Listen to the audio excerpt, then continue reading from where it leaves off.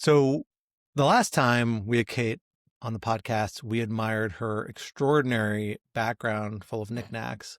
But now you have competition because we have Ben Wittes here, where his office is a whirlwind of knickknacks at any given moment. But I'm realizing we have like a nice parallel here because Kate, over your shoulder, including a shirtless Vladimir Putin wearing a bear, as Ben's just pulled out for anybody watching on video.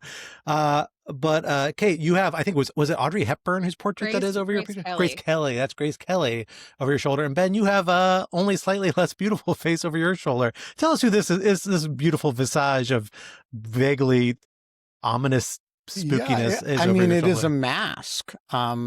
And part of a set, actually. It's part of a set of very disturbed looking masks. Well, these have become an artifact of the Lawfare offices that I feel like we haven't given enough due credit for, along with the weird severed bunny suit head that is also hanging out on our shelves. Yeah. That's a B-roll for another time. Tell us about these masks. I want to know more about these masks. Well, so the masks came from Kenya. My mother is does clinical trials design, and she was working on a malaria study with some army docs in Kenya. They went out to visit the mosquitoes and the malaria viruses, and one of the doctors bought these masks on the street in Nairobi, and his wife found them so disturbing that she made him get rid of them. So he unloaded them at my mom's office, where her staff found them so upsetting that they wouldn't let her hang them up either. And so a number of years ago, I was across the street at my mom's office where it used to be, and I opened this closet and I found these very disturbing looking masks. And my mother got all excited and she said, if you will stand up to your staff and insist that they be hung up, you can have them. And so I went back across the street, and they're heavy, with these 4 wooden masks, and hung them up in my office, then on the 8th floor, and have moved them downstairs and have resisted all entreaties because I'm a dutiful son who keeps his commitments to his mother. I've resisted all temptation to give in to demands that I take them down. For the folks who can see the actual image, don't be fooled. That is not a small mask over Ben's shoulder like it looks. That is the smallest of the 3, and I think it's 2 feet long. Yeah, the one in our common area is 3.5 or 4 feet long. They're big. Yeah, and very big. And the 3 of them that hang in the common area, one of our associate editors, Michaela Fogel, used to have a slogan, which was "Don't upset the masks." And I feel like they're judging me. That one looks aghast right now at everything I'm doing. I would never put pressure on you to remove the masks. I'd be afraid of what they would do to me. No, they are agitated spirits, let's just say. But over time, they come to protect you. I will do my best to earn that. Hey, the masks are good. It's just that they are easy to anger.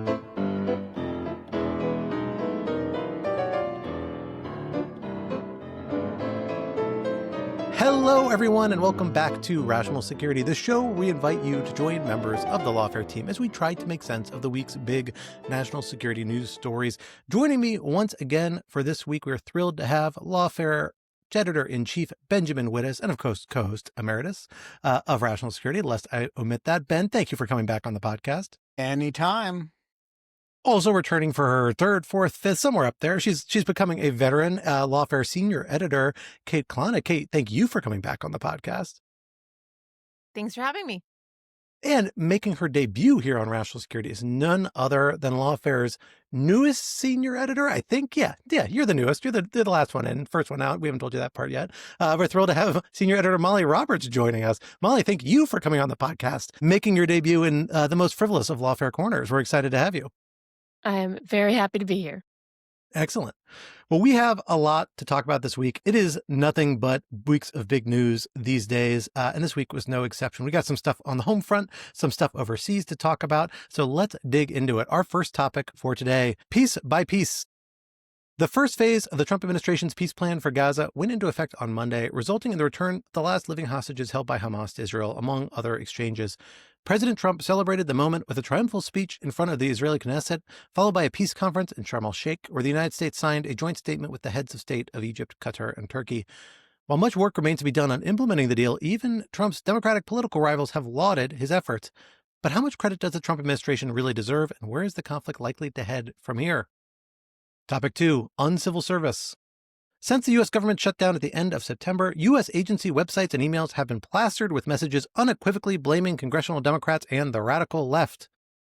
It's an unprecedented use of government resources for a set of messages that looks quite political, exactly what the Hatch Act, among other laws, was intended to prevent.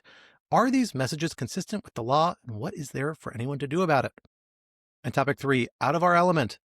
China kicked off a major new phase in its economic war with the United States last week when it imposed major new export controls on rare earth metals and components derived from them, materials essential to various high-end technologies, including the semiconductors that power artificial intelligence. President Trump has since responded with a threat to impose 100% tariffs on Chinese imports, but what China may really want is relaxation of export controls on AI-related semiconductors imposed by the United States. How big a threat is China's weaponization of its rare earth exports, and how should the United States and its allies respond? So our first topic has been the subject of a lot of inner office conversation, as it has been in, I think, a lot of corners in Washington, D.C. It's really been a pretty amazing week and a really, really amazing few days for those who follow the Middle East. After more than 2 years, just over 2 years of brutal conflict in Gaza, we have, I think it's fair to say, the most concrete steps towards a resolution and a ceasefire of that conflict that we've seen to date. We've seen the return of all living hostages, Israeli hostages, to Israel at this point. We've seen the return of many remains, and not complete return. That's still a work in progress. Hamas is still says it's intending to return additional remains, although I think there's some dispute about exactly where some are, whether some are available or even in their custody, or whether they're withholding some. And of course, this is just the first part of a much bigger peace plan that the Trump administration has laid out, and that it's only gotten Hamas and Israel really solidly to sign on to the implementation of the first phase of, which is a ceasefire and this exchange of prisoners.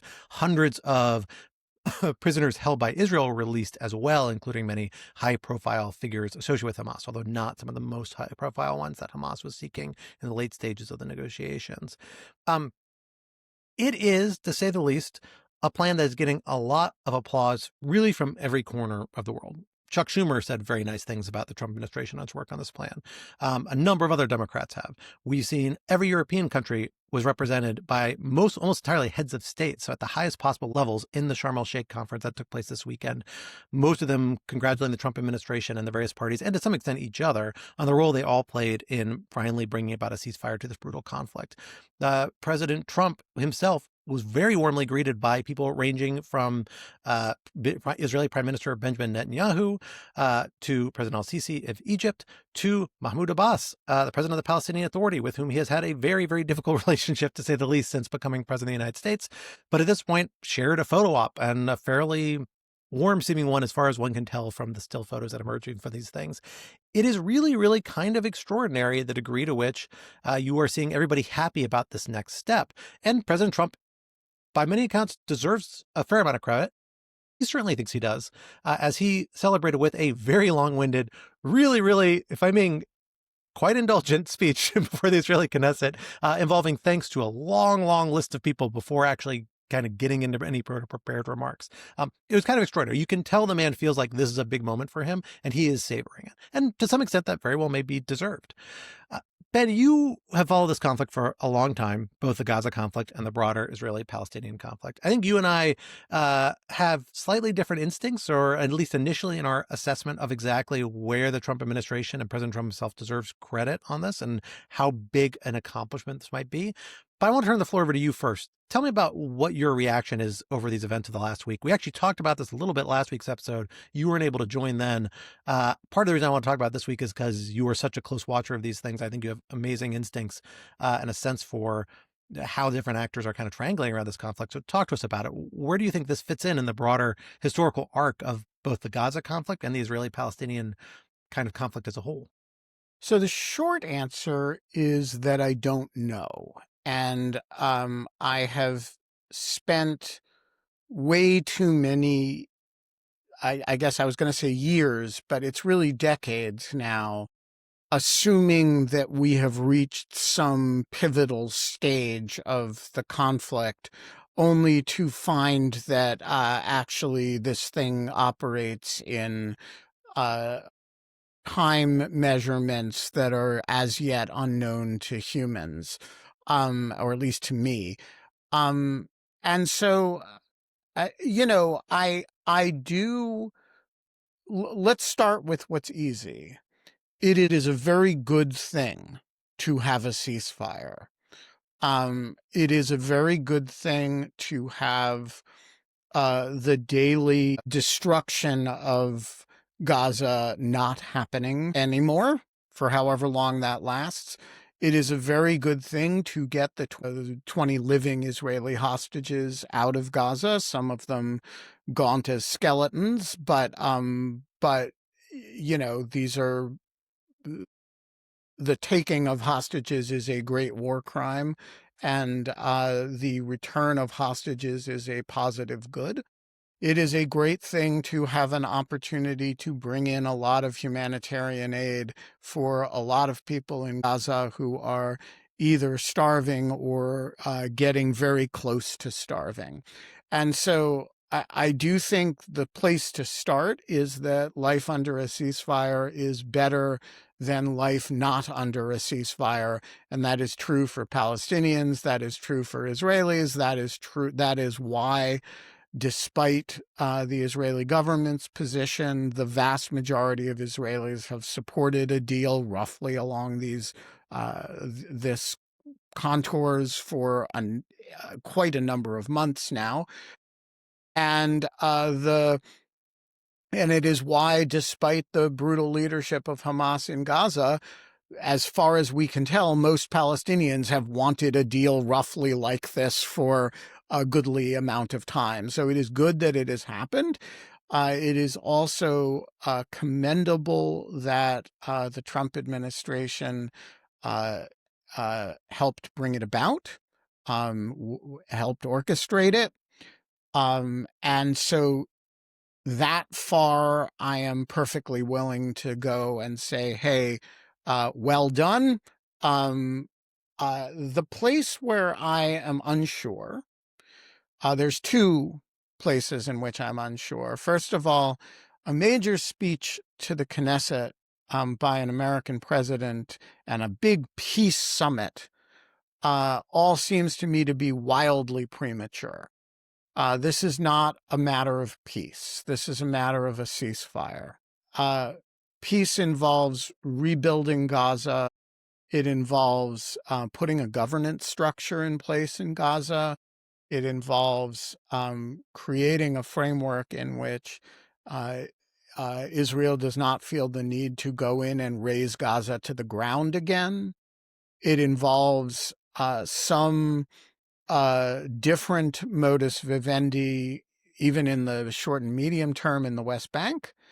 And I don't see, there may be the seeds for some of that in this grandiose set of pronouncements that Donald Trump has made, but color me very skeptical of it until I see the trucks will be rolling in with aid, and that's wonderful. But I want to understand before I credit the administration with something more than a ceasefire deal. They've clearly got that.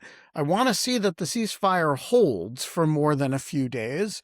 I want to see that there is some second phase of this that is other than you've reduced Gaza from a kind of city-state of 2 million people that's dependent on aid to a tent city that's of 2 million people that's dependent on aid. And I want to see some sense that the Israeli government, having gotten what it really cares about in this arrangement done, which is the 20 living hostages out, is not going to take the first provocation, which will happen, by the way. There will be a provocation in or from Gaza to then begin hostilities again. And so the Trump administration, in its usual way, has created, a world historical moment out of what is actually going to be a very fragile ceasefire. And show me the Treaty of Versailles before you declare Armistice Day to be more than an armistice. That's my first thing. The second thing is I believe the Israeli government has been living on fumes for any number of months, and the only thing that has been keeping it going has been the fact that the war is ongoing. I don't believe it will survive more than a few more weeks now, that unless the hostilities start again. And so I don't know what Israeli government you're going to be dealing with, 6 months from now, nor do I know what government you're going to be dealing with in Gaza. And so for all of those reasons, I would say, look, if you're a family member of one of the hostages, if you're, a Palestinian who's getting relief from the conflict, if you're somebody who's being demobilized in the IDF right now, in reserves, I do not begrudge you a lot of relief and joy at what happened over the weekend. But if you're a policy analyst in Washington watching the administration, I would just say go a little bit easy on the enthusiasm. Yeah, I broadly agree with Ben. I think as far as the question of how much credit Trump deserves, he obviously deserves credit for having achieved something.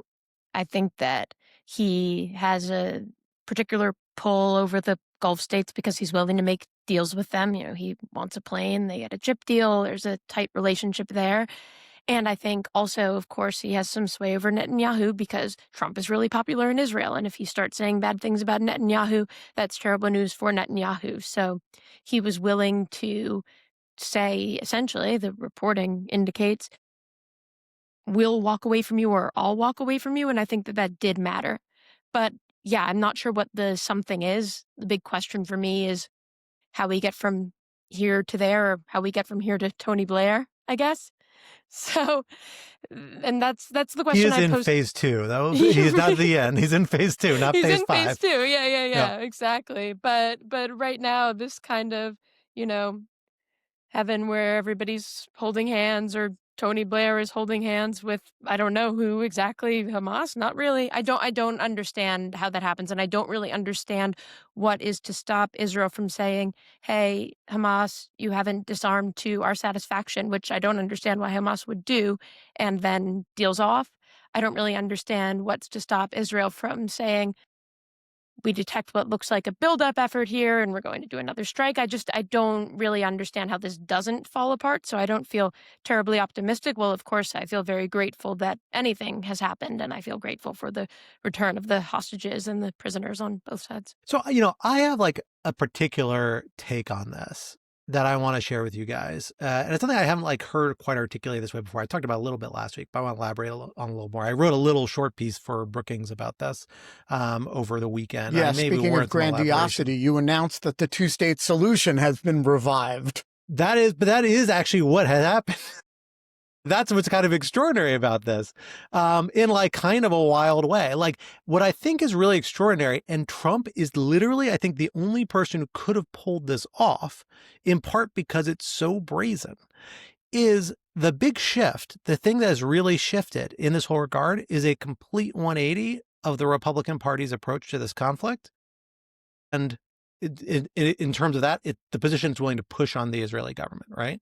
Like we have to bear in mind, since the first Trump administration, to some extent before that, but particularly since the first Trump administration, like we have really seen the idea of a two-state solution even being a viable option, of there being any sort of engagement for a long time with the Palestinians. That's lightened up a little bit Trump 2.0, not in Trump 1.0, really being anathema. Remember, does the Trump administration that recognized Israeli sovereignty over the Golan Heights, even though that was a case of territory that they occupied as a result of armed conflict, that recognized Jerusalem as the capital of Israel, even though East Jerusalem is also considered to be occupied territory by many people in the international community because it was not supposed to be part of Israel initially, right? Under supposed part of a UN sort of special arrangement. It is the group party that changed the longstanding legal opinion since the 1970s that settlements in the West Bank were per se illegal under international law, and replaced it with a legal opinion that's never been released to the public, but that doesn't reach that same conclusion. Like, it's kind of extraordinary. And his party has followed Trump's lead on that. They didn't need a lot of help to some extent. Like, the Republican Party has always been more skeptical of the Palestinian, the two-state solution than others. But even the Republican presidents like George W. Bush, that's ultimately the tack they really took, leaned in the two-state solution like his father did before him. Instead, we've seen the Republican Party really become increasingly hostile to it. Republican Party platforms for the last 3 presidential elections, of which there are only 2 platforms because they recycled the 2016 one in 2020, doesn't talk about Palestinians at all. It just talks about backing Israel and opposing, I think the most recent one, something like Hamas-based anti-Semitic free speech issues, particularly on U.S. campuses, right? It's the Democratic platform that has actually several paragraphs in it for the last several years saying, a two-state solution is important because without that, we're in a status quo where Palestinians who live in West Bank and Gaza are permanent second-class citizens, and that's not acceptable under any standard of international law or humanity or general ethics. And that's not a sustainable status quo. We have to be moving towards some sort of better outcome in this arrangement. That's now the position that the Trump administration has staked out. It's really extraordinary. The plan. But Scott, walk me through that. How has the Trump administration staked out a pro two-state solution position, and what evidence is there, if any, that they've gotten anybody in the Israeli government to buy their position? So, the parts that we see in the plan are that they've gotten the Israelis to officially denounce any intention to annex or permanently occupy Gaza.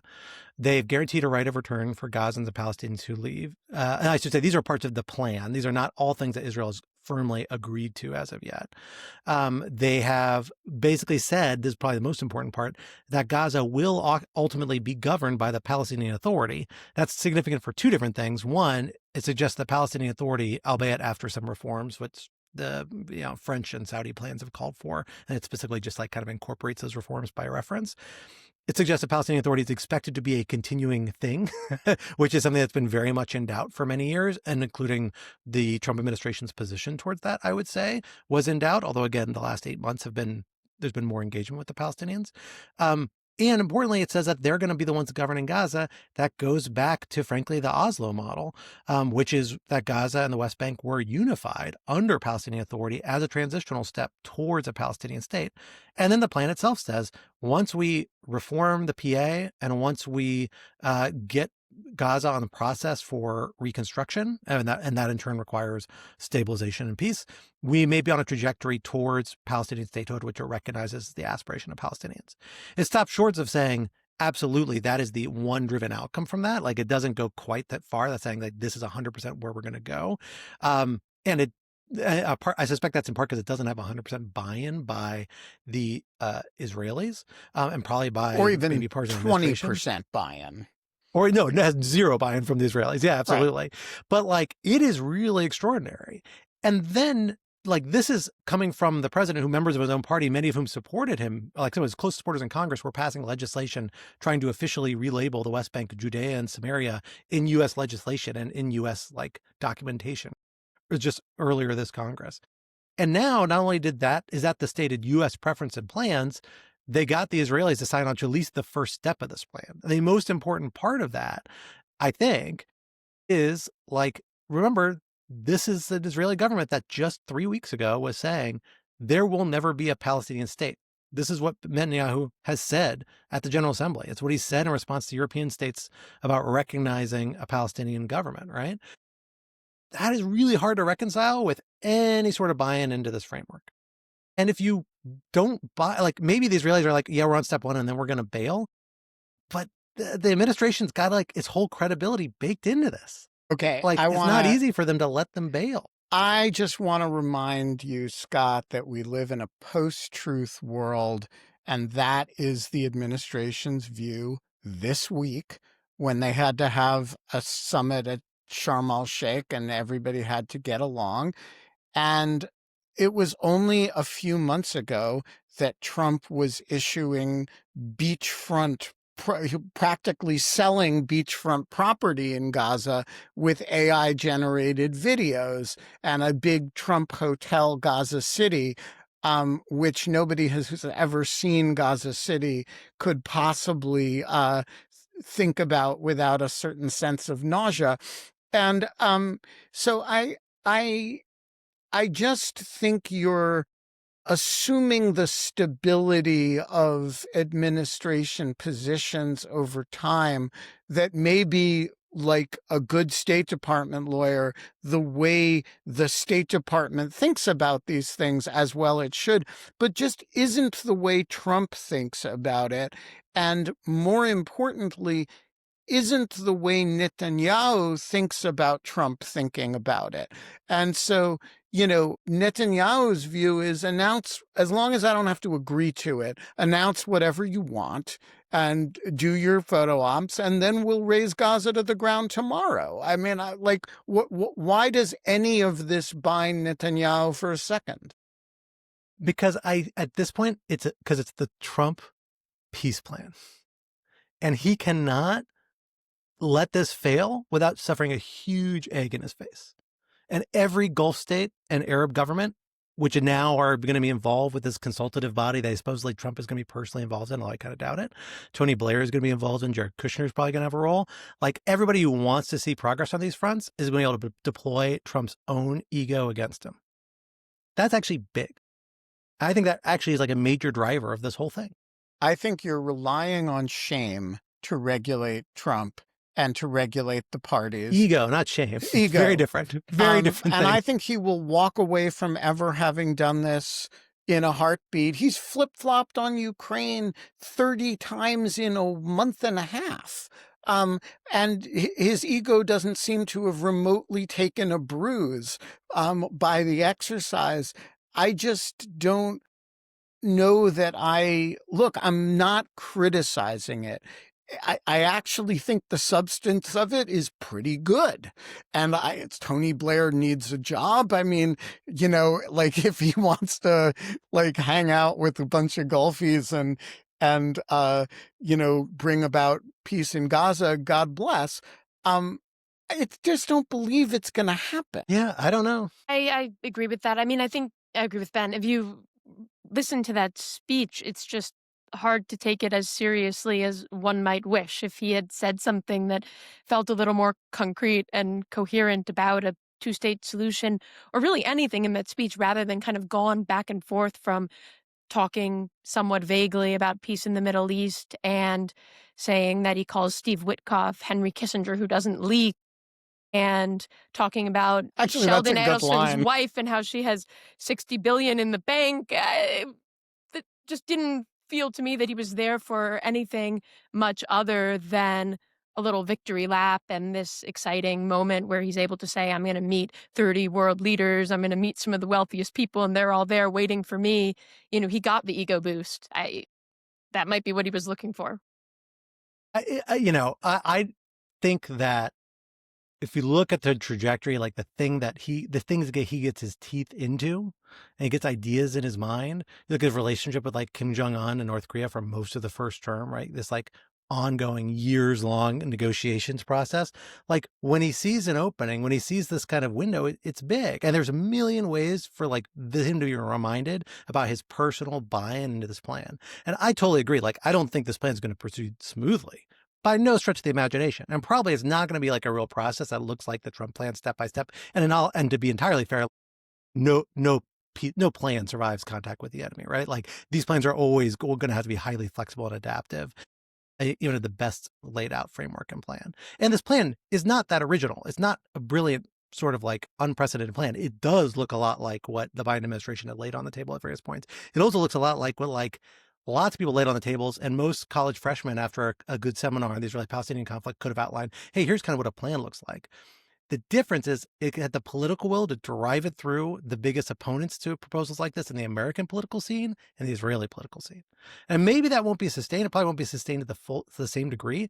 It's still a breakthrough. Like, I don't think we've seen anything like this in the last 20 years. Camp David, I don't even know Camp David rose up to this. It's like kind of extraordinary. If all it does is 2000 Camp David, I should say.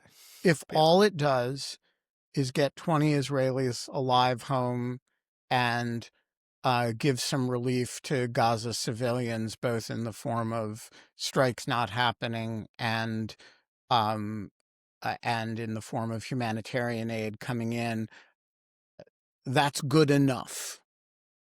However, I would just say, hold your breath on the enthusiasm for anything beyond that until there's some indication that any of it is actually likely to happen. That's my only caution. And when it does, look, when Trump, by dint of personal involvement, got Elizabeth Surkoff out of Iraq, I had nothing but praise for it. And I'm not above saying I hate the man very deeply, but I give him, he did a solid on this one. If he does a solid on the on Gaza, I will have no trouble saying it. I'm just saying, no one ever went broke going cautious on waiting for on it being excited about good things happening in Gaza. Well, I think that's as good a note as any for us to end this stage of the conversation on. We have a few other items we should talk about today.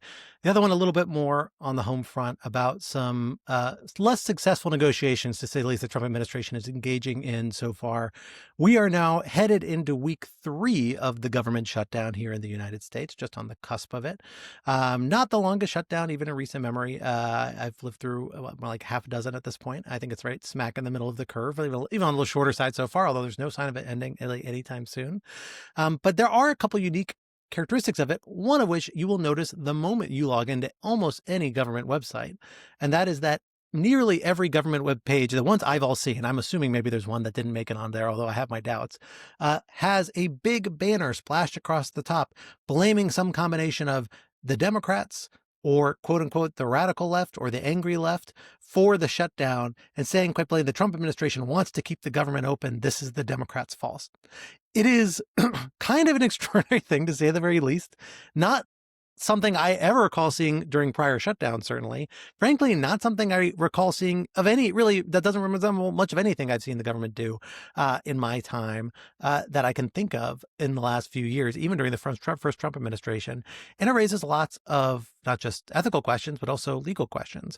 Molly, you spent some time digging into this for Lawfare last week. Talk to us a little bit about what you observed, what we understand is happening, and where it fits into kind of the legal framework for these sorts of things. Yeah, absolutely. So you mentioned these websites. If you go on any website, for example, the U.S. Department of Agriculture, you will get both a pop-up and a banner, often with kind of a bright red background that says something along the lines of, unfortunately, Democrat senators have shut down the government, or the radical left has shut down the government. For the Department of Agriculture, we want to feed you and clothe you, but the Democrats aren't letting us do it. That's the upshot of the messages. And combined with that, there are out-of-office emails that are coming from employees of various federal agencies that say essentially the same thing. And it turns out that the White House Office of Management and Budget circulated some template language for those. Another more recent and even more glaring, which you'd think would be difficult, example would be Kristi Noem at airports. People are waiting in line at security, and they get this video that says TSA is trying really hard to keep you safe and be efficient, but unfortunately, the Democrats aren't letting us, essentially. So a lot of people looking at this said these are super clear violations of the Hatch Act, which is a Depression-era law that prevents federal employees from basically engaging in politics while on the job. And has nothing to do with Senator Orrin Hatch.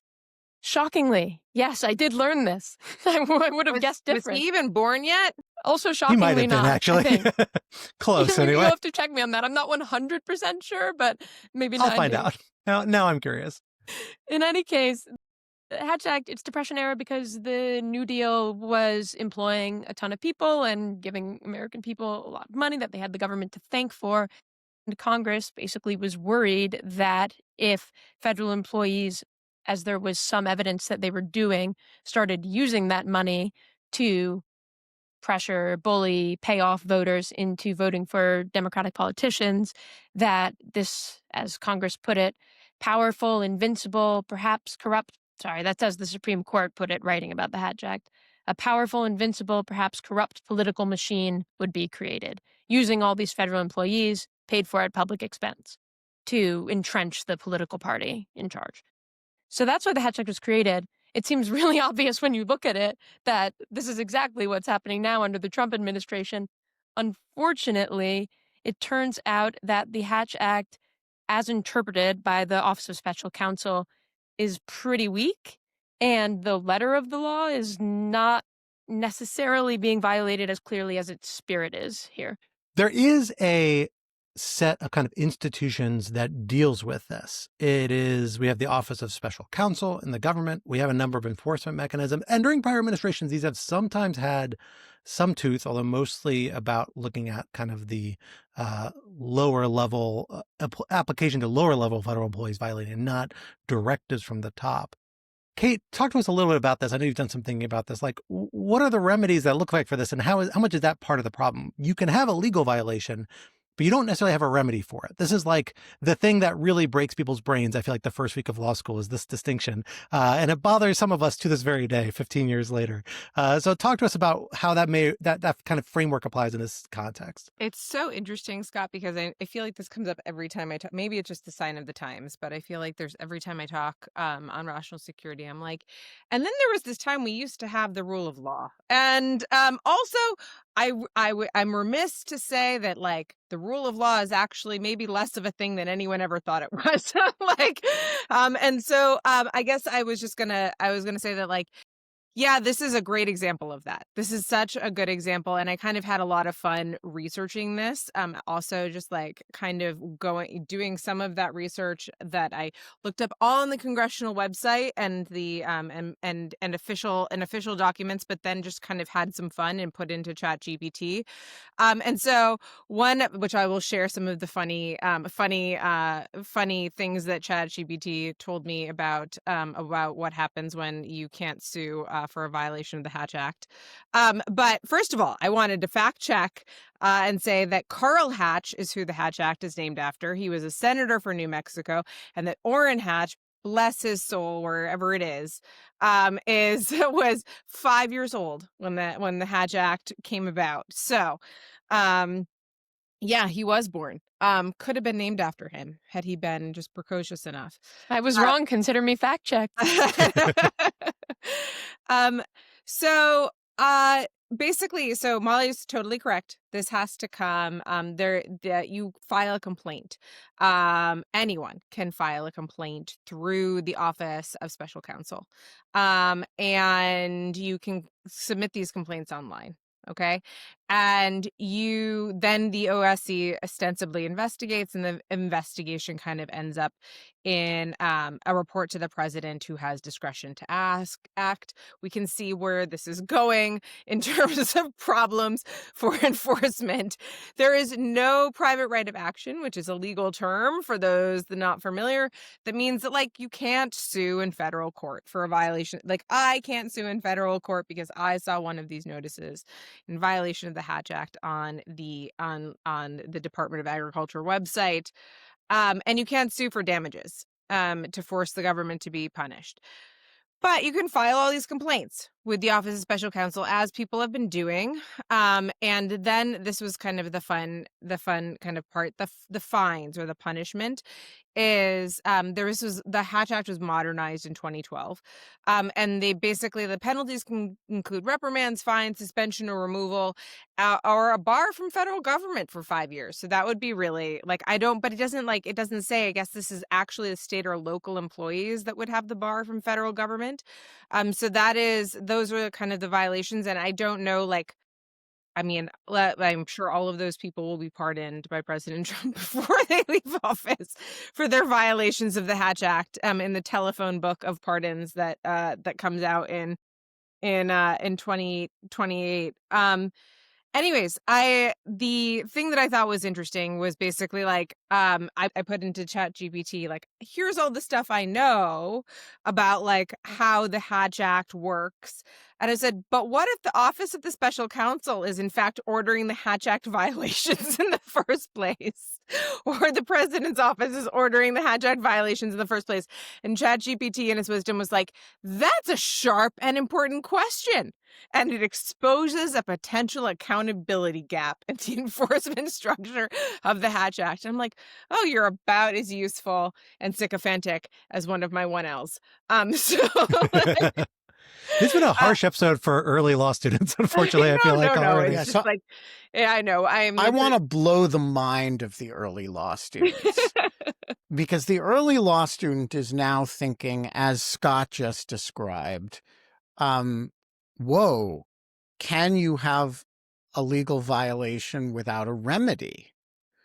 But and the answer is, of course, yes, you can. But this actually isn't an example of that, because the Hatch Act contemplates a remedy, which is embedded in Kate's description. And I just want to tease out a minute. The Hatch Act remedy is a report to the president.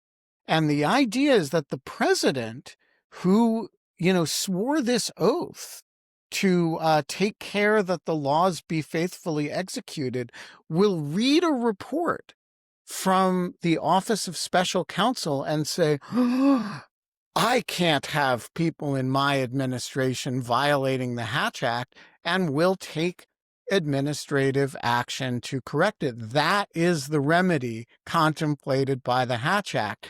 And so it's not that there isn't a remedy. It's that the remedy presupposes that the president takes his take care obligations seriously and took an oath that actually means something. So I just want to say this actually isn't a case of a legal violation with no remedy contemplated. It's just one where the remedy contemplated is super quaint relative to our current capital S situation. Yeah. And to your point, Kate, about what if the Office of Special Counsel directs this, and I guess to your point also, Ben, of what if the government that's supposed to be enforcing against this is just doing this instead. If you go on the Department of Justice's website, where it is, so what is this hat? I'm sorry, I need to know what the hat is before I continue. Please explain your attire. Not for the first time, not for the last time. Who is the administrator of Doge hat? Who is the administrator of Doge hat? Good. I think that we call fits it niche very nicely niche here too. Merchandising. Thank you, Ben. In any case, if you go on the Department of Justice website that talks about how political activity is restricted under the Hatch Act, there's a possible Hatch Act violation at the top of that website on the page where you're looking at it. But the Office of Special Counsel, in particular, you're totally right, Ben. If they made a report, it would go to the president. So that's a point where this fails. But no report is going to the president either. The previous head of the OSC, he probably would have taken the alleged violations seriously. He certainly did when there were complaints about Biden officials, but he said that the mass removal of probationary employees without proper procedure was probably a violation of the law, and so Trump terminated him. And now the acting head of the OSC is U.S. Trade Representative Jamieson Greer.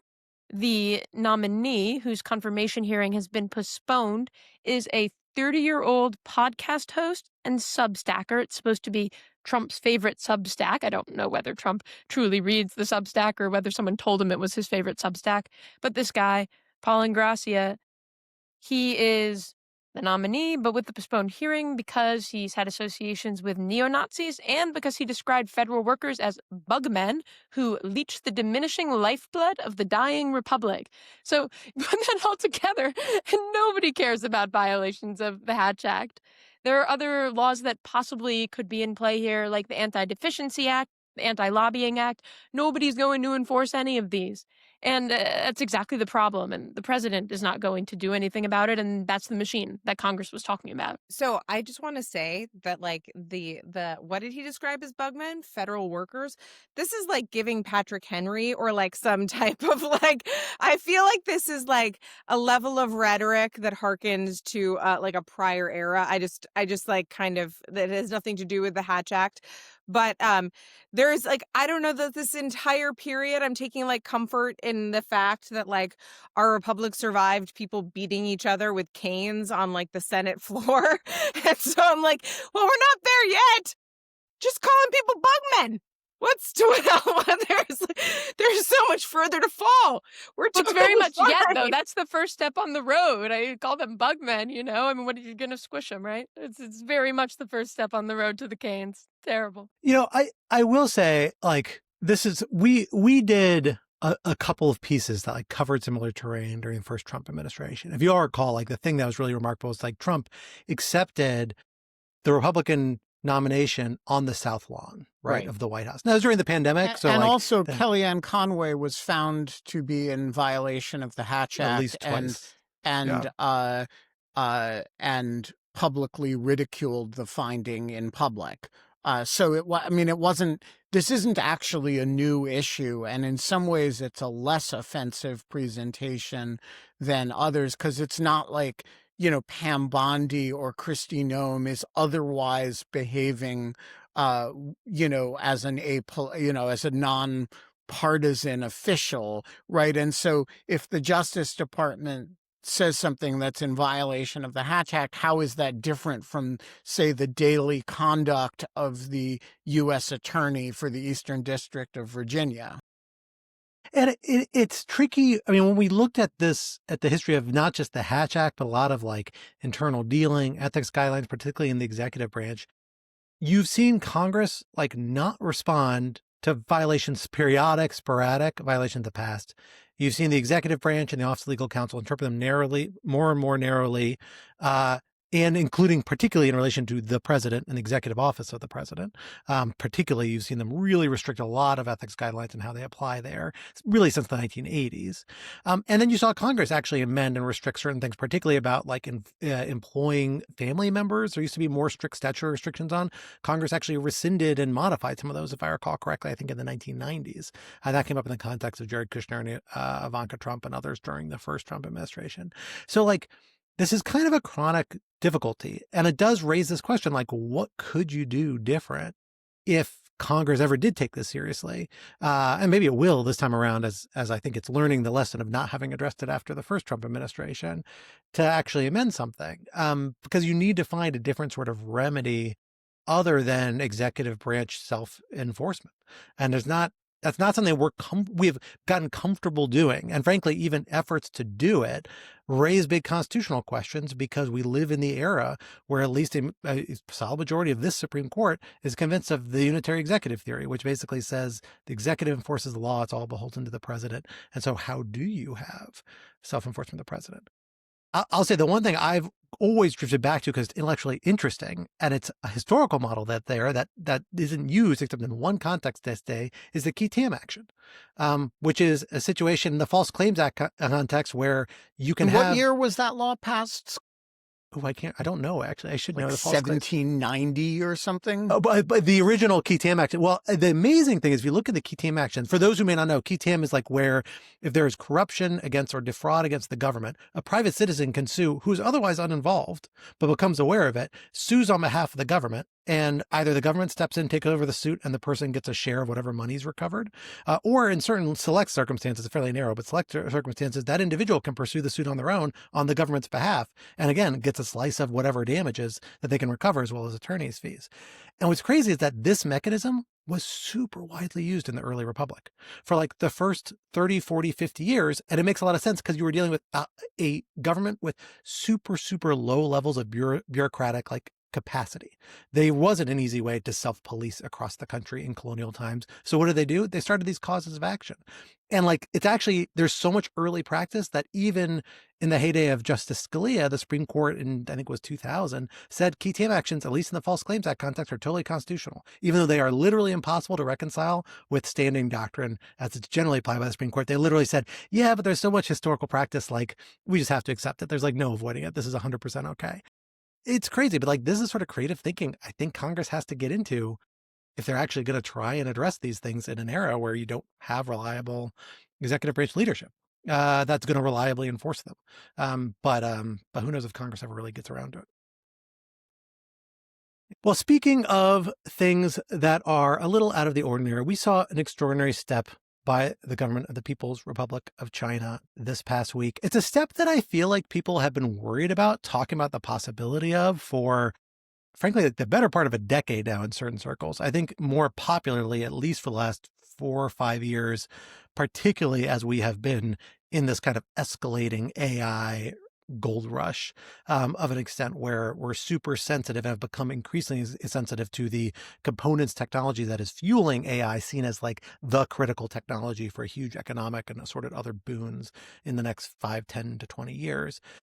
And that is China's control of rare earth metals, rare earth critical minerals, rare earth minerals. It's got a bunch of different names. But essentially a bundle of elements of which China controls, I think, about 70% of the known supply of, and 90% of the refinement capacity of in the world, that have become essential components to a variety of key technologies, whether it's armaments, whether it is high-end vehicles, particularly electronic vehicles, and then perhaps most importantly, semiconductors that fuel and provide the horsepower that creates AI and powers AI. China this week imposed export controls, suggesting that they were going to broadly essentially require licensing to not only export any of these rare earths to foreign markets, particularly those that are engaged in semiconductor production. So that's like the United States and to some extent Europe, I suspect, but also that they're going to limit the export of components that contain all of them. And then they were going to do something that will sound a little familiar for those who have studied U.S. exports over the last 10 or 15 years. They were going to regulate downstream products that contained as little as 0.1% of Chinese origin rare earth minerals. They said, hey, we are going to actually regulate your ability to re-export those to these target countries where you have a concern. Technically, they're not banning it. Technically, they're requiring licenses, but the history and experience that companies have with these licenses is very difficult. They're very onerous. A number of companies in the automobile space, where these have become an issue with electronic motors over the last few years, have actually shifted to buying entirely Chinese produced motors as a whole because they are not subject to this regime, whereas the components were. So the onerous bureaucratic requirements has the power to shape the whole supply chain to some extent, at least in certain industries. It's a pretty extraordinary step. So Kate, talk to us about why it's happening now and how big a deal this is, particularly from the perspective of AI, but also the impact that could have, frankly, on the whole US and to some extent global economy. Yeah, so this has been kind of, and I will admit that I am in the midst of getting up to date on kind of all of these supply chain issues around AI, all of the chip manufacturing and the chip wars, everything else, and the global marketplace that kind of plays into this. It's absolutely fascinating. It's incredibly complicated. And the ways in which, and I love like a good system. I love like, the ways in which these systems are kind of interrelying on each other in kind of very old-fashioned ways. So, for example, like there just was always a way that like China got certain, it was cheap and easy and it was reliable how they got certain types of necessary materials to make to do chip manufacture from overseas, meant that they just never actually had to invest and had no pressure to invest in starting to manufacture them on their own. We obviously are seeing a real shift in globalization from the last 20 to 30 years. A lot less trust between countries, a lot less trust in trade partnerships, a lot less of the so-called abundance or neoliberal mentality that everyone growing means that we all get better type of idea. So this was a bunch of chatter on Twitter and other places has basically said that this was actually a bargaining move that China put down ahead of APEC, like trying to basically put them in a position of strength going into those situations. And it's unclear if that they'll follow through, but that effectively the fact that they're willing to do this and even to say this is just this massive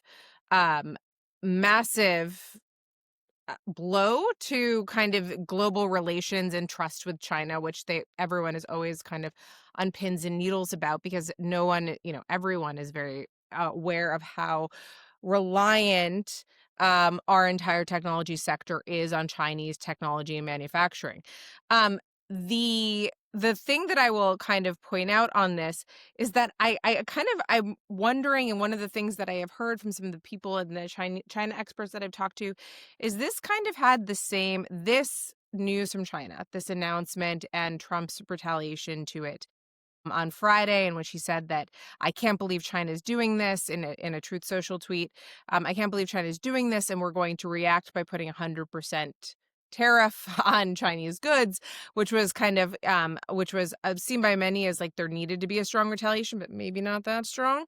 But that this was actually China's move was seen as like a long-term consequence of Trump's earlier tariffs that he had like threatened, and that this had the same effect on like the U.S. markets, and the Trump administration was as surprised by China's announcement in this regard as China was surprised by Trump's decision to suddenly level out of the blue tariffs that like you wouldn't have passed under the Gramm-Leach, like anyone who studied the Gramm-Leach-Bliley Act wouldn't have passed. So like I think that was kind of, to put this in perspective, there have been a lot of, I think, surprises by people on both sides. This has long-term intelligence and national security kind of implications. This has huge implications, I think, for trade deals going forward and the stability of like these zones for growth, and interreliance on all of these. I mean, there's just a lot of pieces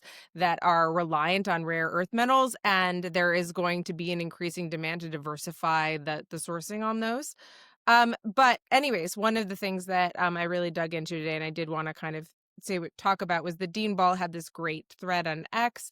Dean Ball is an expert on a policy fellow at fathom.org, and a senior fellow at FAI, and he was kind of going into why this was such a big deal. And one of the things that we kind of pulled out, I think you and I, Scott, and we're kind of like, that's an interesting observation, was that there were some consumable materials needed for semiconductor manufacturing from China that cannot be made domestically in China. And even better, those consumables are often degradable, meaning one can only stockpile so much. And I was kind of, at first, I think we were both like, well, what consumers can't you stockpile? And the answer to that is kind of neon gases and photogenic materials that are used in the manufacture of semiconductors. But then our next question was like, why the hell can't China make their own neon gases or noble gases for the purposes of manufacturing semiconductors? That seems like something that they could be on top of. And this was the fascinating. I can tell you the answer to that. Oh, then tell me. I want to know if you're better than my research. Well, so noble gases are not makeable because they, by the nature of what they are, they don't. What makes them noble gases is that they don't bond with other chemicals, and so They're highly unreactive. They're highly unreactive, and so you have to just find them. And so, for example, the world is running out of helium right now because we keep making balloons and releasing helium into the atmosphere. And, it's actually like there's a limited supply of it, and you can't just collect it from the atmosphere. You have to get it in these pockets that are mostly underground. And so if you happen to have a landmass that doesn't have pockets of argon gas, and it's not like you can just manufacture it. You got to buy it from someone who's got it. Yeah. So that is exactly correct. The noble gases are not super manufacturable. They're not manufacturable. It's like a whole process. I will say that's only one part. That's true of noble gases, but there's a bunch of types of gases like neon gases and things like that actually are byproducts of steel manufacturing processes and other types of processes, except that they have to be insanely pure.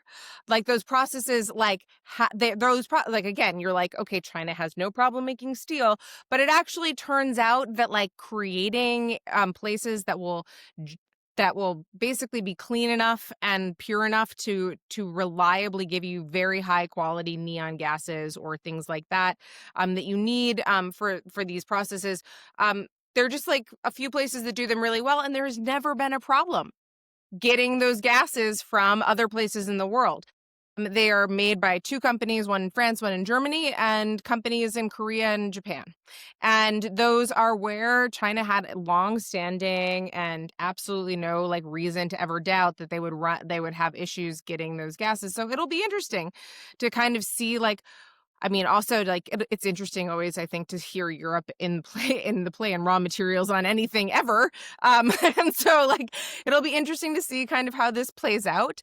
But just generally, I think that this is like part of, this is part of to kind of zoom way out for a second. This is part of a bigger geopolitical kind of conversation in which like China is going to do what they do best, which is manufacturing all the way down.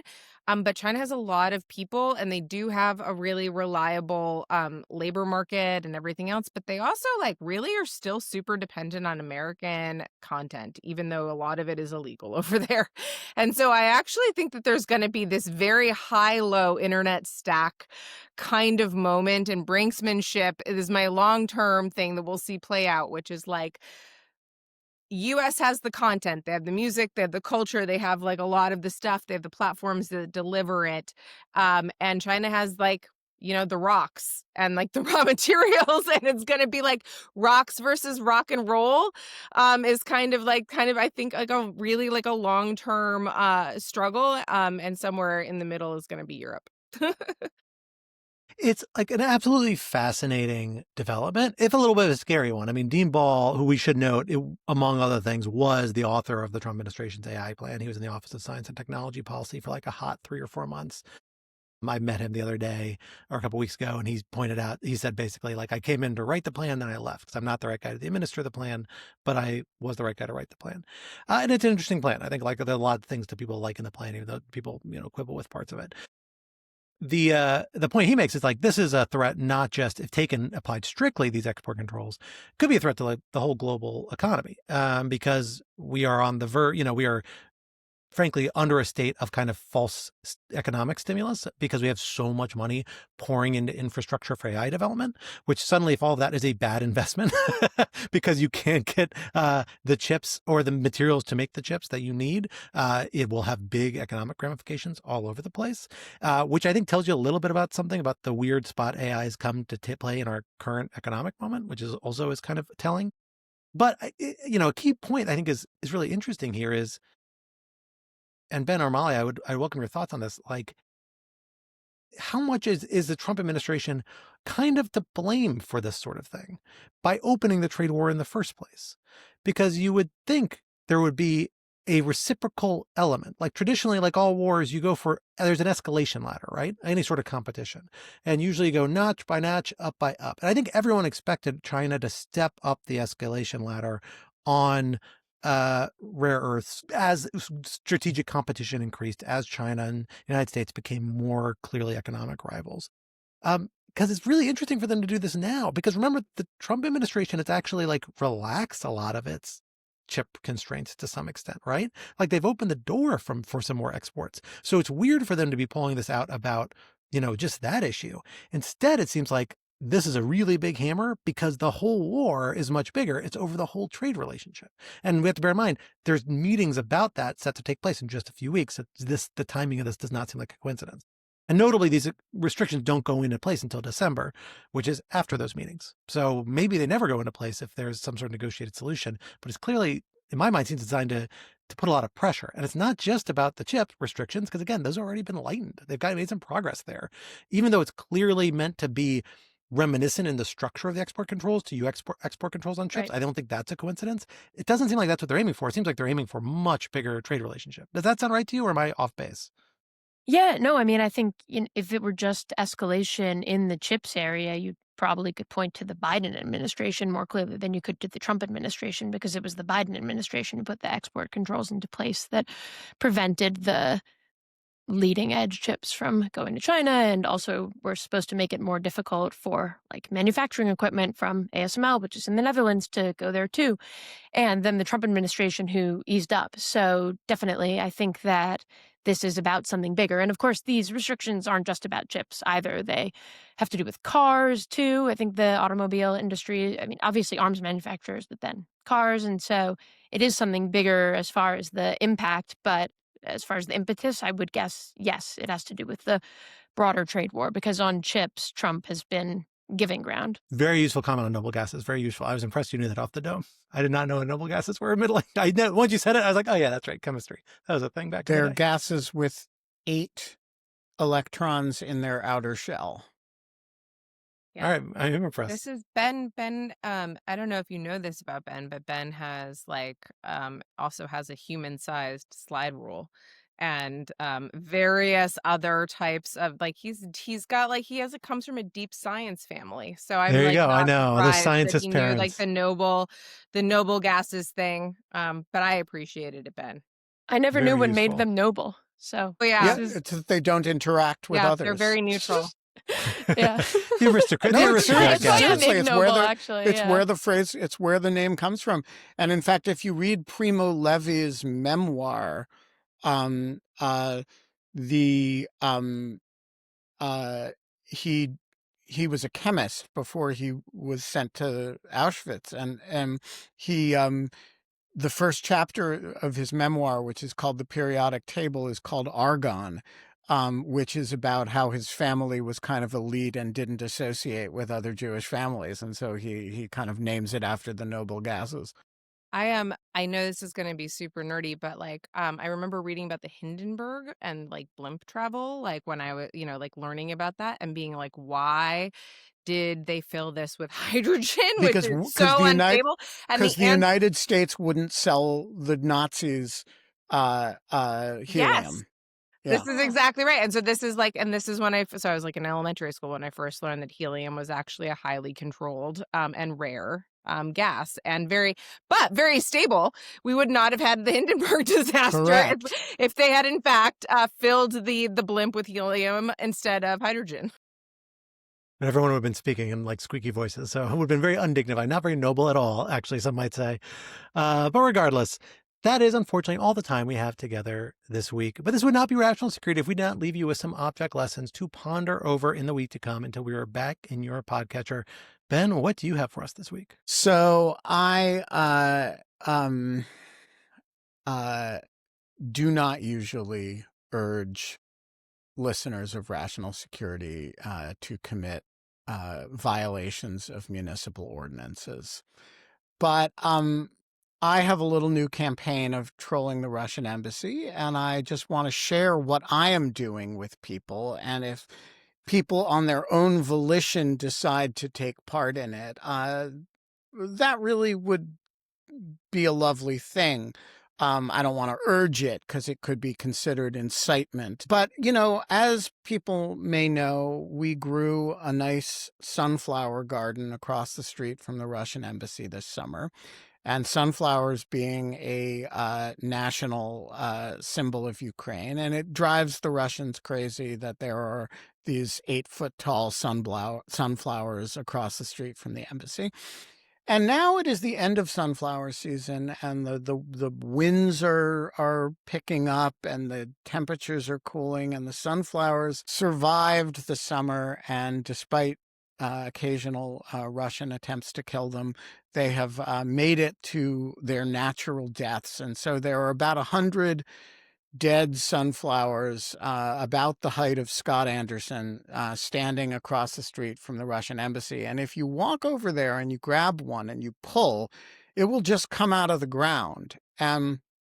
So what I have been doing every day for the past few days is grabbing one sunflower, walking across the street to the embassy, and just, oops, dropping the sunflower in front of the embassy and leaving the Russians a stalk of a dead sunflower. And then they have to come out of the embassy and clean it up.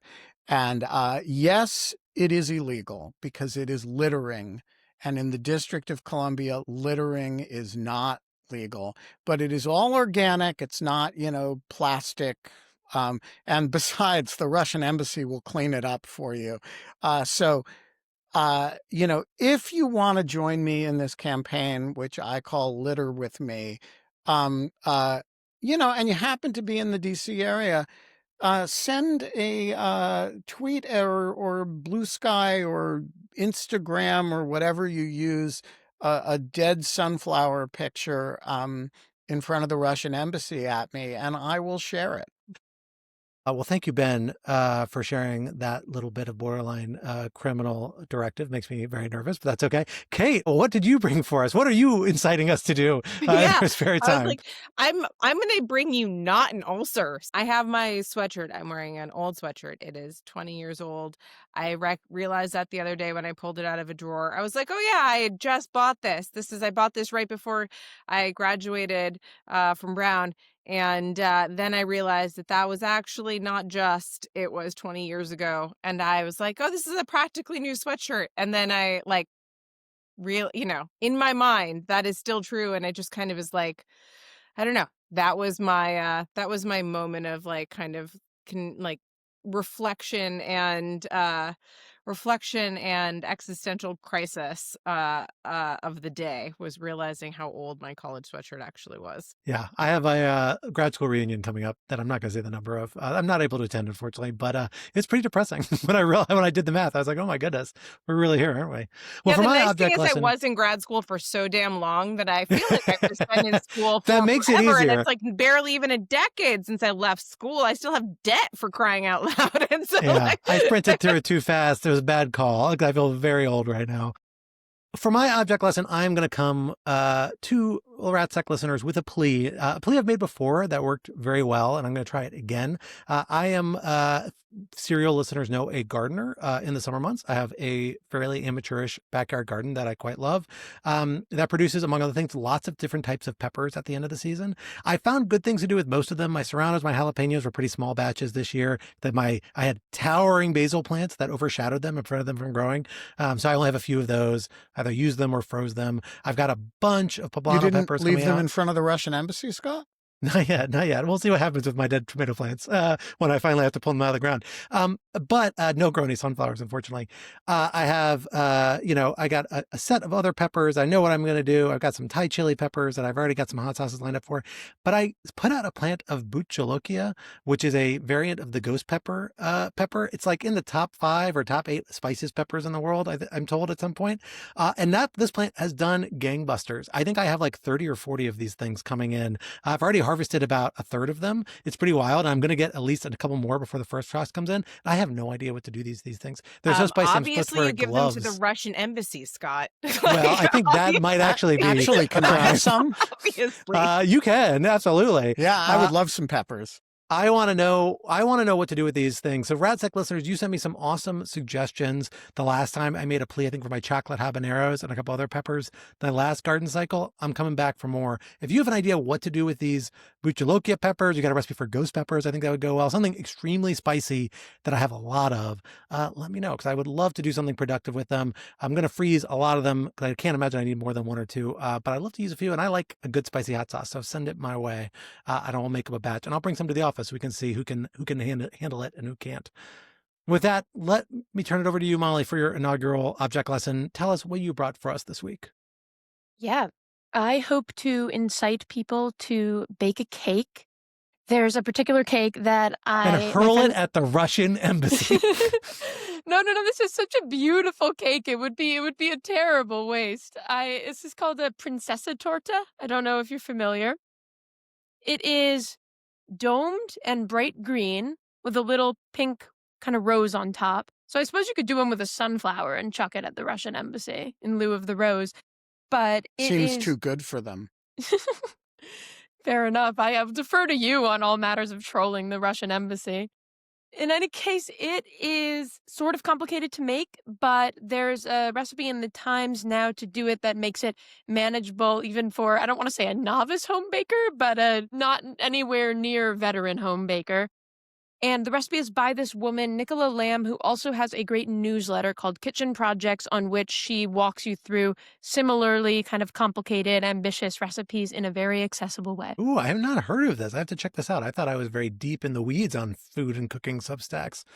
This one's totally new to me. I'm excited She's about British, so you may only be, in the American food and That's cooking probably scene. right. I don't know. It's a lot of vegetarian cooking and cocktails too, which is my particular angle. So this one may have skipped beyond those, but regardless, I'll have to check it out. A wonderful suggestion. It's a very dangerous thing to talk about with your new colleagues because expectations of what will show up on the conference room table abounds at a certain point when you describe your baker.